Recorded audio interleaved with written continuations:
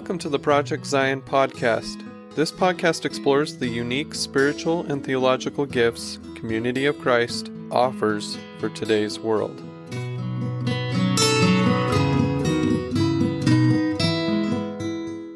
Welcome to Project Zion podcast. This is Cuppa Joe, where we explore restoration history, and I'm your host for that today, Karin Peter, and our guest is Lach Mackay. Now, Lach's been on Project Zion millions of times, I'm sure is the actual literal number, but you are often on Project Zion. Lach is a member of the Council of 12 Apostles. He serves as Historic Sites Director and as Church History and Sacred Story Ministries team lead, what we used to call Church Historian, and now we're calling Church History and Sacred Story Ministries. Lach is an historian and an author, and he often presents at the Salt Lake City Sunstone Symposium, and I think at the Nauvoo Sunstones as well. You can be found since you live pretty close to there, I'd say. So many of our listeners have met you in one of those capacities, Lach. So welcome back to Project Zion podcast. Thank you. Always a privilege to be with you. So today we're going to talk about your contribution to the Historic Sites Foundation Summer Lecture Series that took place this past summer. And your contribution is the Life, Legacy, and Lessons from Joseph Smith III.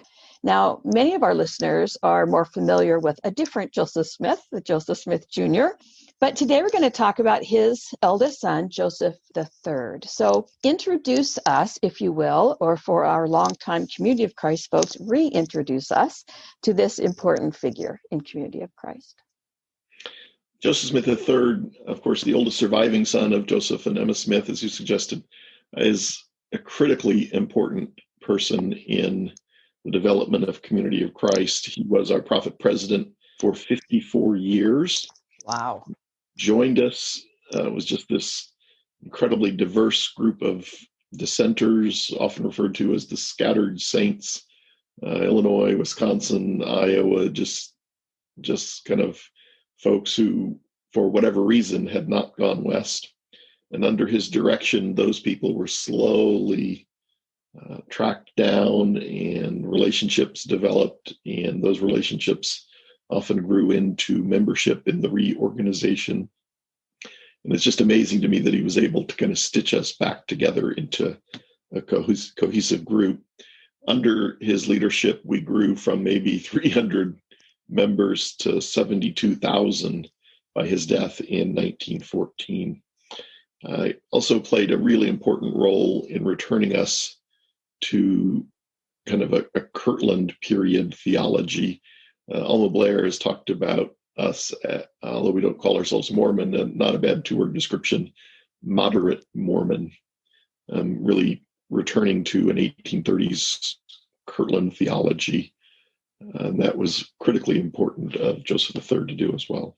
Okay, let's stop there for a minute. And when we talk about that, of course, most Community of Christ folks just had a shiver down their spine when you put us under the Mormon umbrella. But let's look at it from that broader perspective and what that kind of meant in 1860 in this time period. So when you say took us back to a Kirtland kind of moderate Mormon perspective or theology, what are you talking about? What I'm talking about is an understanding that's really grounded in the pages of the New Testament, particularly the New Testament book of Acts, chapter 2. So a gathered community of believers passionate about proclaiming the gospel to the rest of the world, sharing, or trying anyway, all things common, so that the surplus of the wealthy could lift up the poor. So just desperately focused on the needs of the poor, maybe because we were the poor. And because Acts is so early in Christian history, the temple still plays a role in the life of the church. They're still Jewish. So Kirtland Temple, a building focused on spiritual empowerment, intellectual empowerment, as well as a place to worship. So 2/3 of Kirtland Temple were classroom space. The lower court, the first floor, Sunday worship, Thursday prayer meetings, things like that. So it's a kind of Latter-day Saintism that is not uncomfortable to Orthodox Christians in most ways. Now, exceptions, of course, being prophetic leadership, open canon of Scripture, Book of Mormon, that would, of course, still be uncomfortable. So, yeah, I recognize that Mormon is uncomfortable for some, but in historical circles, it's not so uncomfortable. Right. So we're talking about a practice and theology of people that really revolved around spiritual, what we would now call spiritual formation or spiritual empowerment, the educational aspects of what it meant to be a disciple, and then, of course, the gathered worship experience, which sounds like a really typical kind of Christian expression there, without the oddities that you threw in at the end there. Yeah. Okay. So that helps kind of look at where that is and what that is. So this is kind of the legacy that we have from Joseph Smith III. But let's go back and talk a little bit about him. He grew up in Nauvoo, and he grew up after the death of his father. So what do we know about Joseph Smith III and his experience growing up in Nauvoo? So in some ways, he was growing up in an almost abandoned city. That's overstating it, but there were probably 12,000 folks here in 1845 or so, 46. But soon many headed west and others scattered in different directions. So we probably dropped to maybe 1,200 folks. And so Joseph is growing up kind of in the shadow of his father's grand communitarian experiment. It had to be, though, in some ways, a wonderful place to grow up with the Mississippi River on three sides of us. There's all kinds of opportunities for both recreation and sport, and a place that had been kind of pulled apart by religion became a place where the social life for young people, for teenagers and young adults, really centered around church. So Joseph III talks about how he regularly went to church with his friends, whether it was Catholic Mass or the Methodists or the Presbyterians. Religion was not something that people fought about after Joseph Smith Jr.'s death in Nauvoo. And almost every congregation had both an English-speaking congregation and a German-speaking congregation. So Nauvoo soon is full of Germanic people. And so Joseph III would have been interacting with those folks as well. Soon French Icarians come in, another utopian group who lived communally. So he would have been kind of watching others attempt to live out some of these same concepts as well. He eventually, courtesy of the influence of his stepfather, Louis Weideman, went to Canton, Illinois, and studied law. And we can touch on that later, but that really was critically important in his development and his worldview. So in your lecture, you talk about a variety of topics that kind of shaped his character, his life and character. Some of them from before his father's death, and one of those is the militaristic legacy of Nauvoo that was very prevalent when Joseph Smith Jr. was alive. And also this idea of the German immigration, French immigration, and others coming into the Nauvoo area, including those immigrants who had come as part of the Restoration movement. And also you talk about slavery a little bit in Joseph Smith III's perspective, formative perspective on that. So can you talk about any of those or any other kind of character shaping topics from his life in Nauvoo? Yeah, so we have to remember that Joseph III lived through some really violent episodes in the life of the church, whether it's being expelled from far west Missouri in the extermination order. At one point, he's separated by the point of a sword from his father in Missouri. His dad is locked up there for months. He witnesses the rise of the Nauvoo Legion, probably the second largest group after the U.S. Standing Army. U.S. Standing Army, maybe 8,000 folk, maybe 3,000 in the Nauvoo Legion. And the zeal, so the fact that we're engaged in the Legion is not unusual. You're legally obligated to have a state militia, participate in it if you're a white adult male between certain ages. but we were really passionate about it, and our zeal for that military organization frightened our neighbors. Joseph III, even as a child, is engaged with the Legion initially, something called Bailey's Boys Troops. But he says, probably due to the influence of my mother, I soon stopped participating. And as he watched what happened, and then watched with the murder of his uncle and father and the dispersal of the community, he came to believe that the spirit of militarism in Nauvoo, and which had originated in Missouri, was a very significant mistake. He was especially troubled that we turned to the scriptures to justify our embracing of violence to try and settle conflicts. And he's not quick ever to judge his father, but he says, I think it was a mistake for the leading minds of the church, the leading figures of the church, to kind of get caught up in that spirit of militarism. And he is critical in kind of returning what would become Community of Christ to the path of peacemakers. In other ways, he expressed that seeking peace through justice, particularly, for example, when it comes to immigrants. By 1858, he's serving as justice of the peace in Nauvoo. It's kind of a combination of sheriff and judge. And by 1860, almost everybody in Nauvoo is some kind of immigrant. And Joseph III came to believe that those people were being taken advantage of because of their lack of familiarity with our language and customs. So he would try and protect them by doing their legal work for a reduced fee or for no cost if they couldn't pay. I felt pretty strongly about the need to defend and protect folks who were at a disadvantage here. That concern was also expressed when it came to enslaved peoples. Joseph Smith III hated slavery with a passion, and it played a very significant role in the development of his political worldview. But as Justice of the Peace, there were times when people would turn to him and ask for help to arrest runaway slaves. He would refuse to do it. At one point, somebody threatened him with the law if he wouldn't help, and he pointed out that if he said, no court in the land can make laws fast enough or strong enough to make a slave catcher out of me.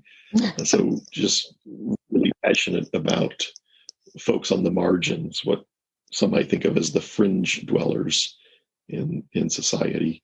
Joseph III simply refused to allow them to be left on the fringes, and would do everything he can to pull them into the center. When we think about this period of time, we're talking about the time leading up to, during, and following the Civil War in the United States. And so all of these topics, the treatment of immigrants, the reality of enslaved people in the United States and in our political system, and military service, and the taking of human life, all of those aspects that were very current, very topical at that period of time. So you said earlier that Joseph III. No, go ahead. I was just going to say, on military service, Joseph III came to believe that we shouldn't enlist, but if drafted, we should serve. Kind of an interesting take. That sounds like a lawyer response. So you did say that his stepfather encouraged him to study law. Do we know why or what drove that? I'm guessing that Lewis probably saw it as a potentially lucrative career. With Louis Weideman, opportunities to make money were always near the top of the list of things he was interested in. But I'm guessing he also recognized in Joseph III, and I think Joseph III probably inherited this from Emma, kind of a legalistic mindset. So even before any legal training, I think that's simply the way Joseph III saw the world. And I think Lewis probably recognized that in him. So in his life, growing up in Nauvoo as a young person, and then the aspects of his engagement with people in the Nauvoo area, and as he studied law, and then as he stepped into leadership of what became the reorganization, Joseph Smith III also married. And in fact, in the course of his life, he married 3 times, although only to one wife at a time. So we make that clear for all of our listeners. So can you tell us a little bit about Joseph Smith's partners in his lifetime, the women he married? Yeah. So Joseph III's first wife was Emmeline Griswold. She grew up in the Nauvoo area. Her family were not Latter-day Saints. In fact, were quite antagonistic towards the Latter-day Saints. Joseph III met her, and wasn't a particularly significant event. But a few months later, after coming back from Canton and his studying law, saw her walking down a muddy street.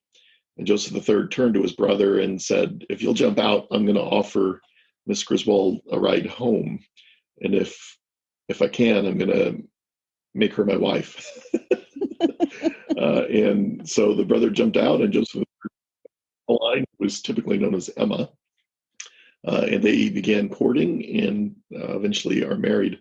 Her family was, again, not at all supportive, and it seems even disowned her for a short period over marrying the son of the Mormon prophet. So at their wedding, it was just Joseph III and Emmeline and the Presbyterian minister who married them, and I think one young woman, a German girl who was the maid of honor. So eventually the family got over it, and they seemed to get along well. And eventually Emmeline, about 3 years before her death, joined the reorganization. She was baptized by David. And Joseph III, as he proposed, kind of laid out, and there's just one condition: if I ever feel the need to join a Latter-day Saint religious tradition or even lead, I need your permission up front to do that and be supportive. So that was the one condition going into the marriage. And she agreed, apparently. She agreed, yeah. They had, I think it was 5 children. Not all survived. And as I think often the case with your first love, Joseph III was just smitten with Emmeline. She was not particularly healthy, though. She was pretty fragile when it came to health. And following a miscarriage, she was ill for a number of months and then died. And as you can imagine, it was devastating for Joseph III, by that time living in Plano, Illinois. The Forsket family moved into the home to try and help. But there was also a young woman, Bertha Madison, who was living in the home by that time to help care for the kids and do some housekeeping as Emmeline was ill. Bertha's story, she was part of a Norwegian community, not too far from Plano, Illinois. And a number of them had become Latter-day Saints in the 1840s. Following Joseph Smith Jr.'s death, some had become associated with James Strang, but others simply are kind of out there on the prairies farming. And Bertha's family was in that area. And she had, as a young girl, joined the reorganization and was part of what was called the Mission Illinois branch. Almost all Norwegians, and so good Norwegian stock. There was a fair amount of gossip going around because there was a single woman living in the prophet's home, even though the Forsket family was there as well, kind of as chaperones. Joseph III just tried to ignore the gossip, but eventually it got so bad that Bertha was found by Joseph III crying one day, so upset by it. And he realized he had to do something and kind of went in prayer. And apparently there were two attractive options for Joseph III. But after a period of prayer, he ended up proposing to Bertha. They were married and were happily married for 26 or so years. A number of children from that marriage, including Frederick Madison Smith and Israel A. Smith, both of whom would later become presidents of the reorganization. By the time they're living in Limoni, Iowa, in the 1880s, they moved there. But Bertha is killed in a carriage accident. Her horse spooked and bolted, and she was thrown. It was just, again, devastating for Joseph III. I think that's 1896. Joseph III had no intention of marrying again.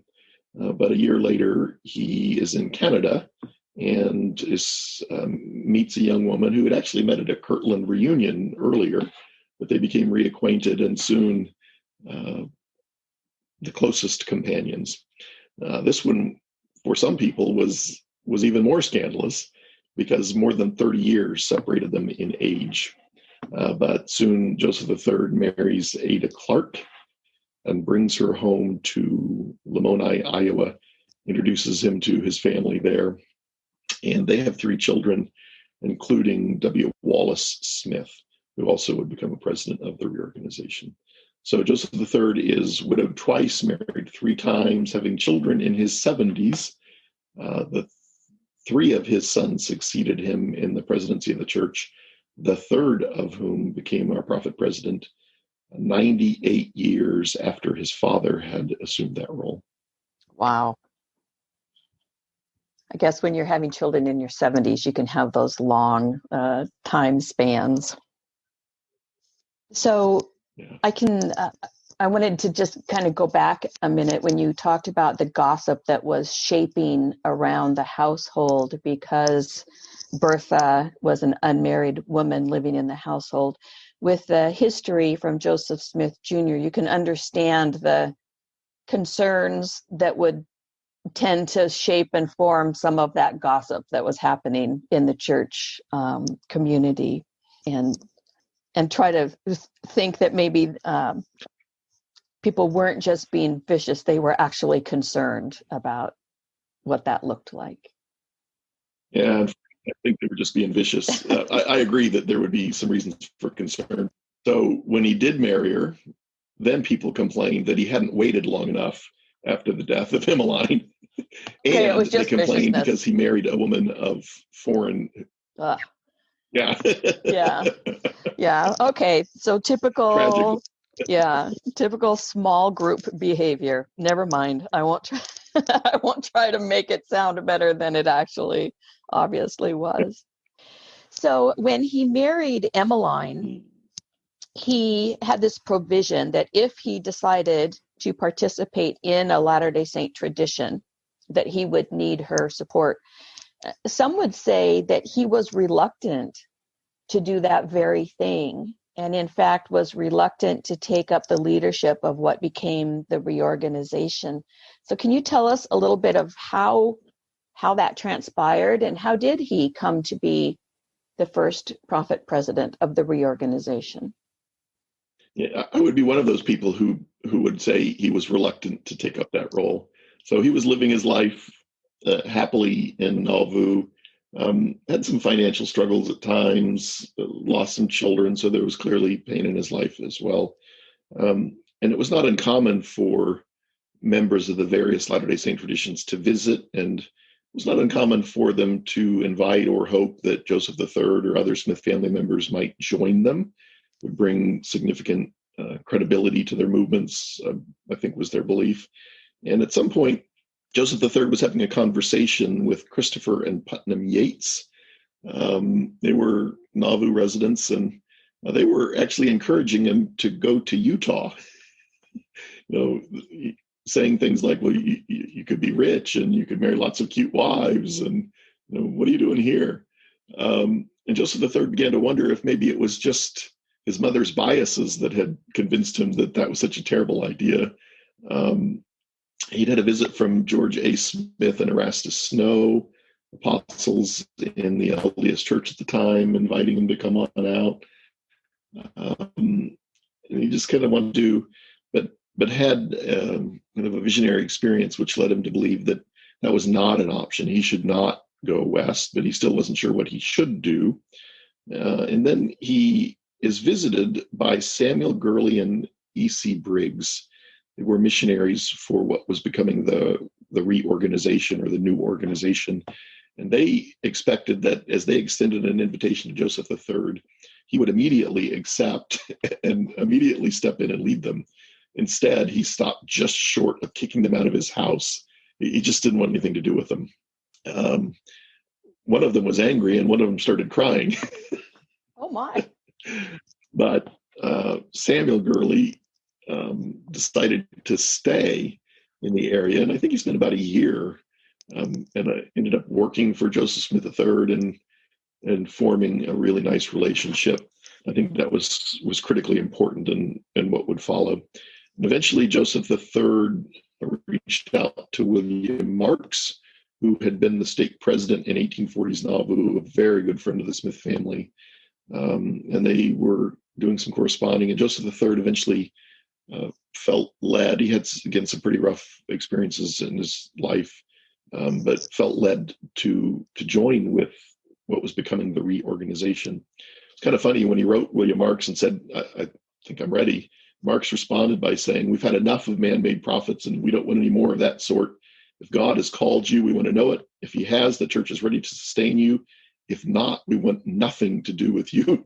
I don't think that's the response Joseph III was expecting. Wowzer. Okay. But eventually, in April of 1860, Joseph and his mom, Emma, traveled to Amboy, Illinois, and united with the reorganization. They were accepted on their original baptisms, and Joseph III becomes prophet president at that same gathering. He said some really interesting things as he did that. Things like, I've come by a power not my own. If the same spirit that has sent me prompts my acceptance, I'm with you. He also said, I believe in the Bible and the Book of Mormon and Doctrine and Covenants, which are auxiliaries to the Bible. That was kind of interesting. But joined with us April 6th of 1860, Amboy, Illinois. That is interesting language, auxiliaries. It's very reflective that we have similar language. We don't use auxiliaries, but in our statement on Scripture, we talk about the Bible as central to our faith, and the Restoration Scripture supports but does not replace that text. Yeah. Part of his legacy. So you mentioned his sons who went on to lead the reorganization. You mentioned the three of his sons who did that. Anything else you want to share about them? We have a Project Zion podcast that Andrew Bolton did that talks a little bit about Frederick Madison Smith, but I don't think we've talked about Israel. Yeah. So Fred M was all about industrial Zion. So I think very much like all of us, people of our times, but committed to this concept of building the kingdom of God on earth, and was very interested in communitarian experiments, buying property in Jackson County, Missouri, and Atherton, and trying to develop communal farming and things like that. He was our leader from 1915 to 1946. He had a PhD from Clark University, very well educated. Some remember him as kind of gruff. The family tradition is that he wouldn't even kill an ant, or he had a pet mouse that lived in his cabin with him and would feed it rather than taking it out. So it's kind of fun to see the different ways that people remember us as we pass. He also couldn't see very well, so people would complain that he'd walk past him and not say hello. He didn't recognize him. His brother, so Fred M dies in 1946. His brother, then Israel A. Smith, succeeds him. The biography on Israel is called Gentle Monarch, and I think that really encapsulates Israel's personality well. Much loved leader, and he really helped us expand our understandings of Zion. these ideas of building the kingdom of God where you're at, not necessarily having the most talented pack up and move to Jackson County, Missouri. So Israel helped us start turning even more outward. He's killed in a car accident, and he is succeeded by his half-brother, W. Wallace Smith. W. Wallace is the first president of the church that I remember hearing about and meeting as a young child. One of the things the presidents of the church used to do, and may still do once we can travel again, is show up when a congregation has a dedication, having paid off their building, or has a 100-year anniversary, or those types of things. And I remember W. Wallace came out in the early 1960s to where I lived, and we all dressed in our finest and came down to meet the president of the church. So Joseph Smith III's legacy went beyond the three men that then led the church into what we would call the modern age. There were more aspects of his legacy. What are some of the important kind of strains of his legacy that we can still see in the church? I think among the most important are his interest in reconnecting with our focus on peace, which was actually there in the very earliest years of the church, 1830, 31, 32, but soon kind of lost in this frontier culture of violence. Joseph III managed to redirect us back towards becoming peacemakers. And he focuses on that theme again and again and again. And it's so integrated into the life of the church that I think a lot of people miss it because it's woven in so finely. So I think maybe the greatest gift Joseph III gave us, or one of them anyway, was returning us to that focus on the pursuit of peace. Critically important. I think also his, I don't know if it's so much a rejection of Nauvoo theologically as his lack of accepting. He's a child when his dad is killed. But so what Joseph III did is go back and start looking at the teachings of the church in the scriptures and in the church newspapers, in effect, the public teachings of the church. And that is what he worked to rebuild. So the private part of Nauvoo, plural marriage, plurality of gods, progression to godhood, simply didn't make it into the reorganization. Now I say that, but there were some members who had been in Nauvoo and believed some of those things. Joseph III would approach that by saying, well, that's fine, you're welcome to believe that, but I'm not going to give you the pages of the Herald to teach it, and I'm not going to invite you to preach that from the pulpit. And he was young, and they died, so he won in the end. He outlived folks. So he began our faithful disagreement policy to kind of return us to the New Testament. He did, and that's another, I think, really critical element, is he welcomed dissent and protected dissenters. There were obviously limits, but yeah, I think it's critically important what he did, and I think that's kind of fleshed out in our faithful disagreement principles today. I'm wondering how his experience with other denominations growing up informed him. I seem to recall him either quoting Charles Wesley or making a comment where he referred to Charles Wesley in saying that he found either good or truth in lots of expressions of Christian community. I haven't seen that quote, but that sure sounds like something that Joseph III would quote. And I have to think, as you suggested, that his interaction with those of other faiths and his attendance of other churches was critical in that development. He attends the Parliament of World Religions in Chicago in the 1890s and comes away really impressed with somebody he describes as an Indian philosopher who points out that that we don't listen to what Jesus teaches as Christians, that not only do we turn to violence, but at times we strike first. This guy was calling out Christians for not practicing what their book teaches. So even into kind of interfaith ideas at the time in the 1890s. So some of these aspects of his life and leadership continue to shape Community of Christ. What are some things that you see now as we move forward, particularly as we're called to move towards Jesus, the peaceful one? What from Joseph Smith III is still shaping us? So we touched on it a little bit, but that focus on the pursuit of peace is still very much with us. The comfortableness with dissent, welcoming dissent, defending dissenters, protecting dissenters. Now, with our restoration of schism in the 1980s, that got harder, and some of our members have struggled with how to interact with dissenters in more recent years.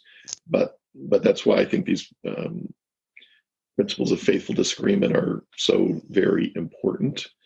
And I think Joseph III's pragmatism, this biography by Roger Lanius, Joseph Smith III, Pragmatic Prophet is the title, which I highly recommend.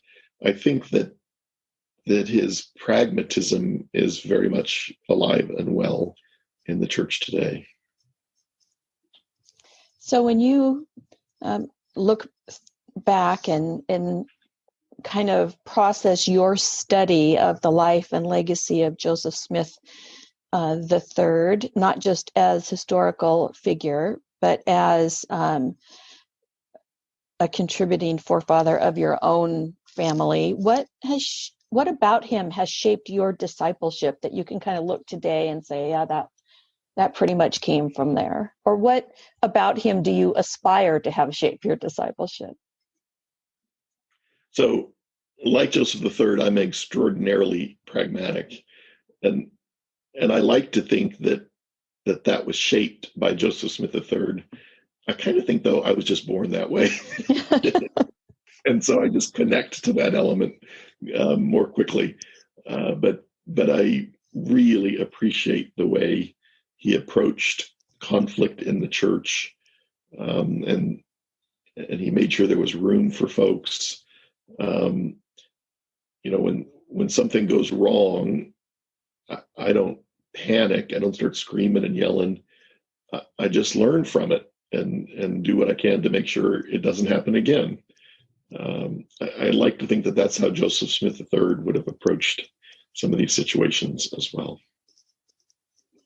Well, I want to thank you, Lach, for being willing to share with us a little bit about Joseph Smith III. And I would encourage folks to go to the Historic Sites Foundation webpage and view your entire lecture. You have photographs and other visuals that were just wonderful to see and to look at and help understand Joseph Smith III more fully. Any last thoughts about his life and legacy you want to share with our listeners? Just want to recommend again, Pragmatic Prophet, Roger Lanius, University of Illinois. Try and find a used copy. You can still buy new, but it's print on demand and really expensive. And Joseph Smith III's memoirs are a fun read. It's not the kind of thing you'll sit down and read cover to cover, I'm guessing, but lots of really interesting stories and lots of detail that you don't find anywhere else.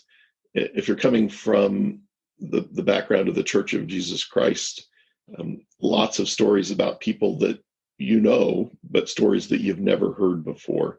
So it's kind of fun to get just a slightly different take on some of the things that were happening in Nauvoo and later.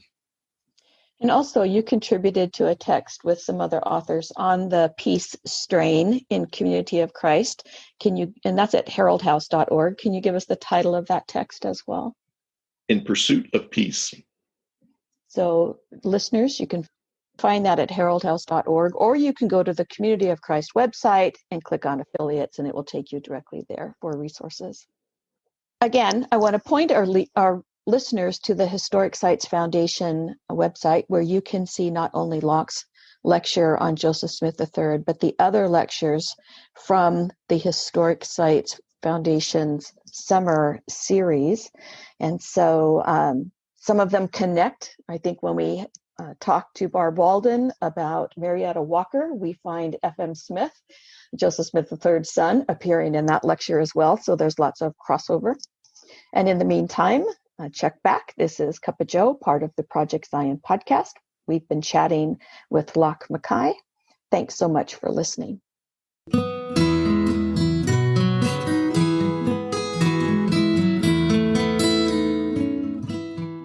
Thanks for listening to Project Zion Podcast. Subscribe to our podcast on Apple Podcast, Stitcher, or whatever podcast streaming service you use, and while you are there, give us a 5-star rating. Project Zion Podcast is sponsored by Latter-day Seeker Ministries of Community of Christ. The views and opinions expressed in this episode are of those speaking and do not necessarily reflect the official policy or position of Latter-day Seeker Ministries or Community of Christ.